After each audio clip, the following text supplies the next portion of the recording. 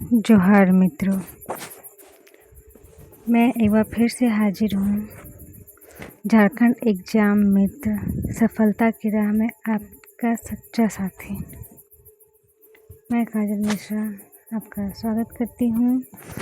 और पिछले वीडियो में हमने कुछ सिलेबस डिस्कस किया था, जो कि आगे आने वाली परीक्षा है, जो ग्रेजुएशन लेवल की है, 10th लेवल की है, 12th लेवल की है, उन सब के बारे में, जो कि हमारे सामान्य अध्ययन में है।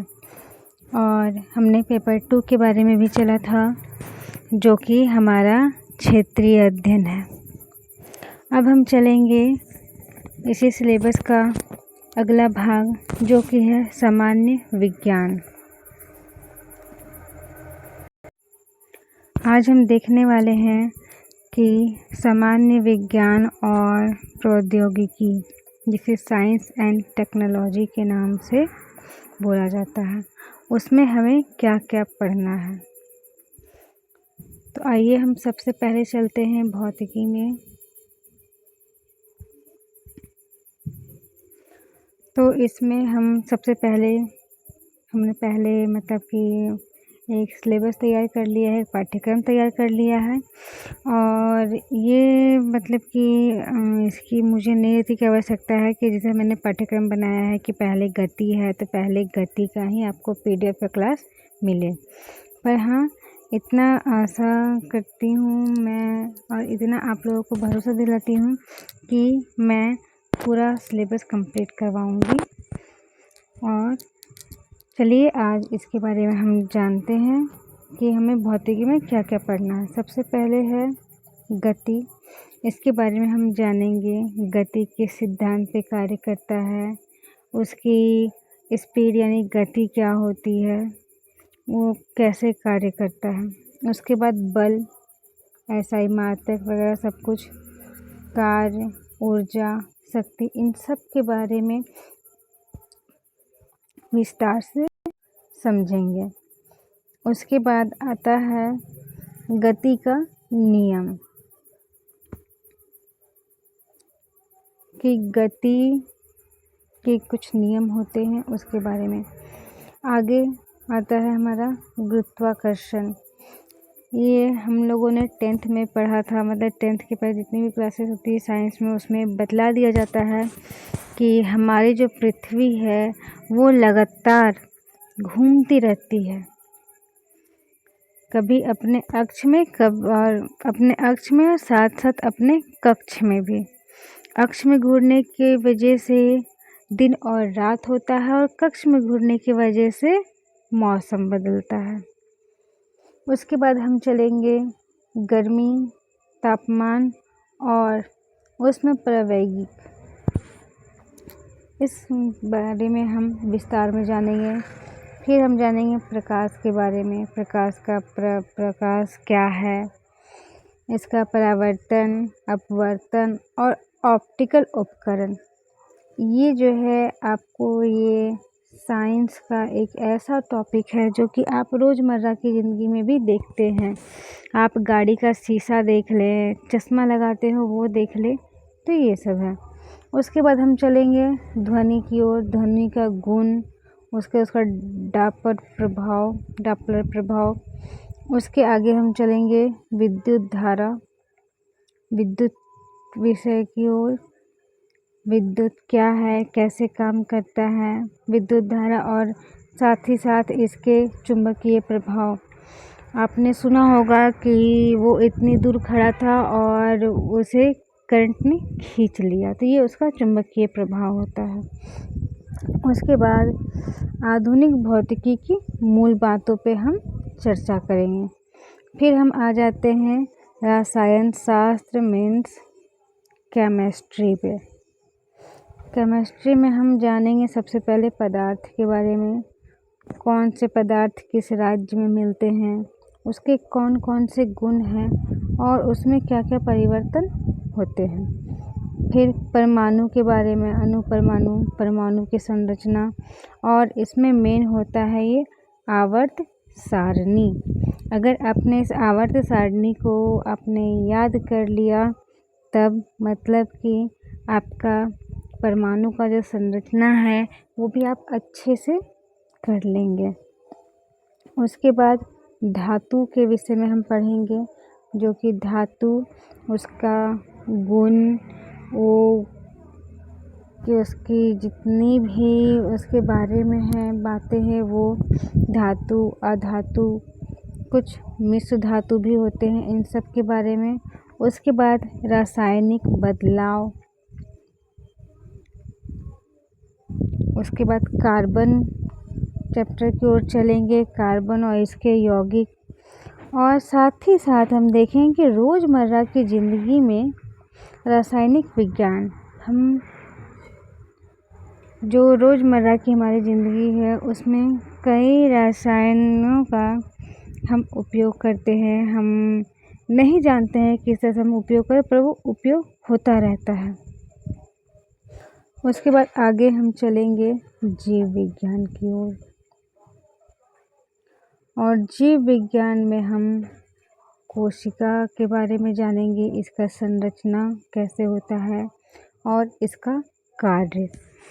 और उसके बाद हम चलेंगे फिर मानव शरीर के बारे में, इसमें मानव शरीर का रचना विज्ञान और शरीर का विज्ञान हम इस बारे में समझेंगे। उसके बाद हम जानेंगे रोग। अब मानव का शरीर है, कोई मानव हो या कुछ भी, किसी का भी शरीर हो, रोग भी होते हैं, कोई ज़रूरी नहीं कि हर किसी को हो या हर किसी को ना हो, रोग होते हैं। तो रोग किस कारण से होते हैं, उसके रोकथाम क्या है, और टीकाकरण, जैसे भी हाल में ही आपने कोविड-19 आपने सुना है, जिसके वजह से देश में लॉकडाउन तक लग गया था, और फिर बाद में उसका टीकाकरण मीन्स वैक्सीन आया। इन सब के बारे में जानेंगे। फिर है पोषक तत्व। हमने संरचना देख ली, मानव शरीर के बारे में जान लिया, रोग के बारे में जान लिया, उसका रोकथाम कर लिया, हमने टीकाकरण कर लिया। अब उसके बाद पोषक तत्व का हमें लेना है, जिससे हमारे शरीर को पोषण मिले और हम स्वस्थ रहें, हमारा स्वास्थ्य अच्छा रहे, उसके बारे में भी हम चलेंगे। उसके बाद पादप कार्य की, जैसे कि प्रकाश संश्लेषण और वाष्पोत्सर्जन। क्या आपको पता है कि धरती पे कौन सी गैस पहले से नहीं थी, जो कि प्रकाश संश्लेषण से ही उत्पन्न हुई है? आप मुझे ये कमेंट में ज़रूर बतलाएं। चलिए अब आगे चलते हैं। जीवों में जनन, जैसे कि पौधों और जानवरों में प्रजनन की प्रक्रिया के बारे में समझेंगे। उसके बाद सूक्ष्म जीव प्रौद्योगिकी, जो सूक्ष्म जीव है और उनका अनुप्रयोग, इस बारे में हम जानेंगे। उसके बाद पारिस्थितिकी, पर्यावरण और पारिस्थितिकी मूल बातें, इस बारे में भी हम आगे चर्चा करेंगे। आगे हम चलेंगे, क्योंकि हमें जब विज्ञान है तो कृषि भी एक विज्ञान है, उसमें हम चलते हैं। उसमें हम जानेंगे कि प्रमुख फसलें कौन कौन सी हैं, जैसे कि हो गई राबी, हो गई, ठीक, तो राबी फसलें, फिर खरीफ और जायद, ये 3 फसलें जो हैं मुख्य रूप से आती हैं। और कुछ फसलें ऐसी होती हैं जो कि जैसे कि लत वाले हैं, उन सब के बारे में भी हम अच्छे से विस्तार में चलेंगे। कौन सी फसल कब लगाई जाती है, कौन सी फसल में क्या में उपयोग होता है। उसके बाद फसल पैटर्न और मौसम, जैसे मैंने भी बोला ना, कौन सी फसल कब लगाई जाती है, तो उसमें सबसे महत्वपूर्ण है कि फसल का पैटर्न, कि उसे किस तरह से लगाना है, उसका पैटर्न क्या होना चाहिए, किस मौसम में लगाना चाहिए। हम फसल तो लगा रहे हैं, पर मिट्टी की भी तो हमें जानकारी रखनी होगी, तो हम मृदा के बारे में जानेंगे कितनी प्रकार की मृदाएं पाई जाती हैं हमारे भारत में, तो मैं बतला दूँ कुल 6 प्रकार की मृदाएं पाई जाती हैं। उसके बाद हम चलेंगे सिंचाई, क्योंकि अब हमने फसल तो लगा लिया, अब उसे सिंचाई तो उसमें करना होगा ना। 2 प्रमुख होती हैं, जैसे कि एक फव्वारे वाली और एक होता है टपक प्रणाली, जिसे बूंद बूंद प्रणाली भी कहते हैं। उसके बाद बहुत सारी क्रांतियाँ भी हुई, जैसे कि हरित क्रांति, श्वेत क्रांति इत्यादि।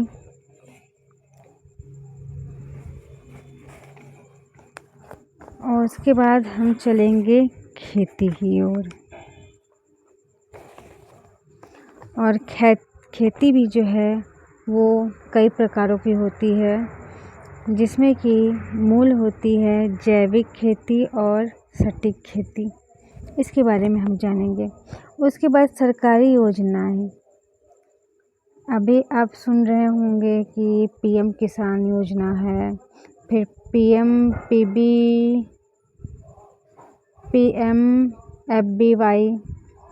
योजना है, फिर मृदा स्वास्थ्य कार्ड है। इस तरह कई सरकारी योजनाएं जो कि चल रही हैं। उसके बाद जलवायु परिवर्तन और कृषि। जलवायु परिवर्तन की वजह से कृषि में क्या बदलाव आ रहे हैं। उसके बाद हम चलेंगे इसमें टेक्नोलॉजी के बारे में, कृषि में प्रौद्योगिकी। अब जैसे कि जैविक प्रौद्योगिकी, इसके बारे में हम जानेंगे। जैसे कि हो गया GM फसल, जिससे कि प्रयोगशाला में सुधार करके बनाई जाती है। बीट कॉटन का जो कहते हैं हम लोग कि कॉटन का बनाने का, कि कीड़ा रोधक कपास जिसे कहते हैं उसे बीट कॉटन कहते हैं। फिर टिश्यू कल्चर, ये जो है पौधा क्लोनिंग भी इसको बोला जाता है। इन सब के बारे में हम आगे चलेंगे। उसके बाद है मशीनीकरण। अब ऐसा थोड़ी कि हम खेती करेंगे तो उसे अपने हाथ पांव ही चलाएंगे, मशीनें भी चलाएंगे। जैसे कि ट्रैक्टर हो गया, हार्वेस्टर हो गया, ड्रोन हो गया, इन सब का हम उपयोग कर रहे हैं अभी इस नए युग में। आपने देखा भी होगा या सुना भी होगा कि कीटनाशक का प्रयोग जो है उसका उपयोग किया जा रहा है, उसका छिड़काव किया जा रहा है ड्रोन की मदद से। ट्रैक्टर का उपयोग हम लोग करते हैं खास करके खेत की जुताई के लिए। और फिर जब कुछ अभी इतनी मशीनें आ चुकी हैं, इतना डेवलप हो चुका है कि धान काटने की मशीनें, आलू निकालने की मशीनें, ये सारे मशीनें आ चुके हैं। उसके बाद आता है कृषि में ITC, ठीक। तो इसका मतलब ई-नाम, मोबाइल ऐप और उपग्रह इमेजनरी, इन सब के माध्यम से कृषि में और सुधार किया जा रहा है।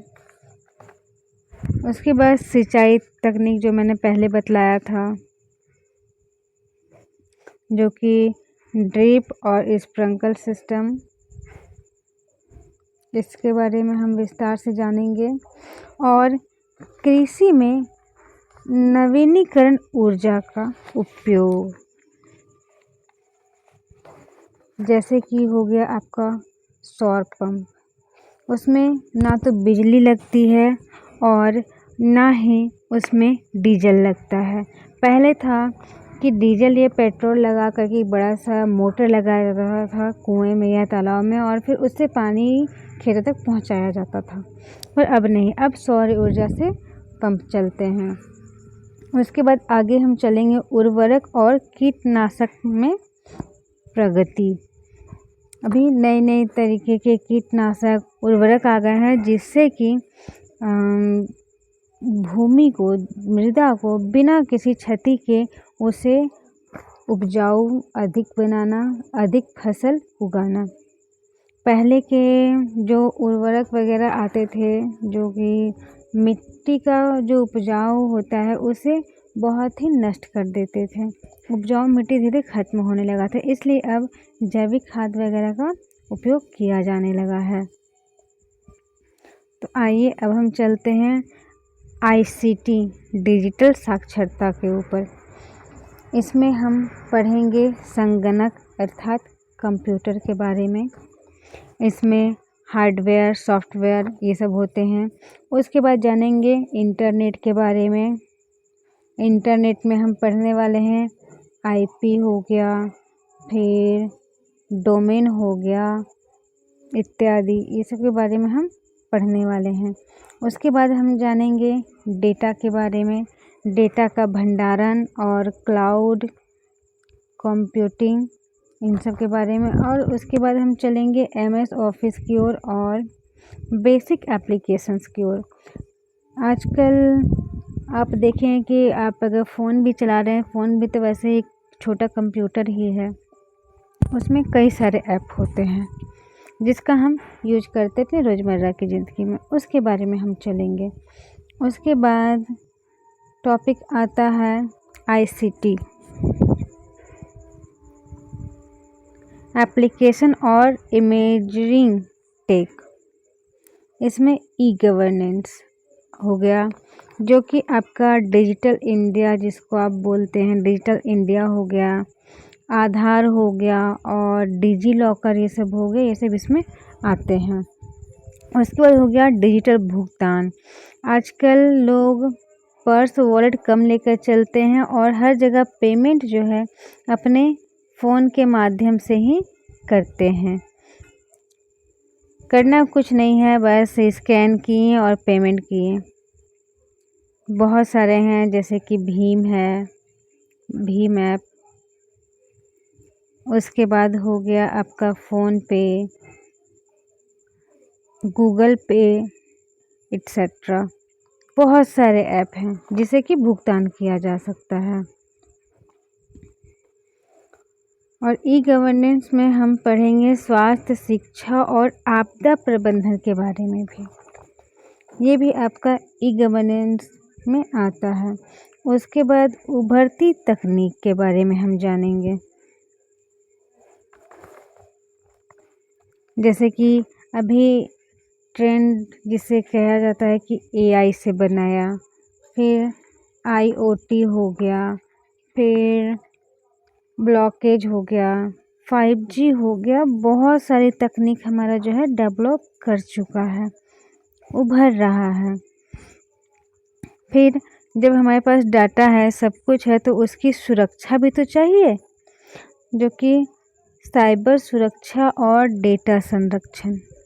ये एक बहुत ही महत्वपूर्ण विषय है, क्योंकि ये ना तो सिर्फ ये पढ़ने की है, बल्कि इससे आप अपना कैरियर भी संभाल सकते हैं। अगर आपने अपना डॉक्यूमेंट सेफ नहीं रखा है तो वो हैक हो सकता है।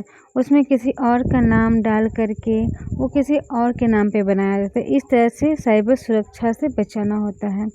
पैसे ही हैं बैंक में, अगर किसी ने आपके फ़ोन को हैक कर लिया या आपके आधार कार्ड हैक कर लिया तो वो पैसे सारे निकाल सकता है। इस तरह से साइबर क्राइम होता है और उससे सुरक्षा किया जाता है। उसके बाद आता है अंतरिक्ष तकनीक। इसमें हम जानेंगे कि झारखंड के लिए प्रासंगिक इसरो मिशन जो कि चला है, जो कि अंतरिक्ष तकनीक में अंतर्गत आएगा। तो आप लोगों को मैं आशा करती हूँ कि आप लोगों को ये सिलेबस अच्छी तरह समझ में आ गया हो। आपको कहीं भी किसी तरह का कोई भी डाउट हो, कुछ भी संकोच हो, तो आप ज़रूर पूछ लें। मैंने पहले ही बतला दिया है, या मैं इसके भी डिस्क्रिप्शन में डाल दूँगी जो वीडियो है, और वीडियो में आपको टेलीग्राम चैनल का लिंक और टेलीग्राम ग्रुप का लिंक आपको मिल जाएगा। आपको किसी भी विषय में कुछ भी पूछना हो तो आप यूट्यूब के माध्यम से तो पूछ ही सकते हैं, साथ ही साथ आप मुझसे टेलीग्राम पे भी जुड़ सकते हैं। टेलीग्राम भी इसी नाम से है, यही लोगो है, और साथ ही साथ आपको वीडियो में इसका लिंक भी मिल जाएगा। तो मेरी वीडियो को यहाँ तक देखने के लिए आपका बहुत बहुत धन्यवाद, और आशा करती हूँ कि आपकी पढ़ाई अच्छे से चल रही होगी, और जहाँ भी दिक्कत है तो मैं हूँ ही, मुझसे अपने प्रॉब्लम्स को साझा कीजिए। Thank you for watching and please like this video and subscribe my channel. Thank you.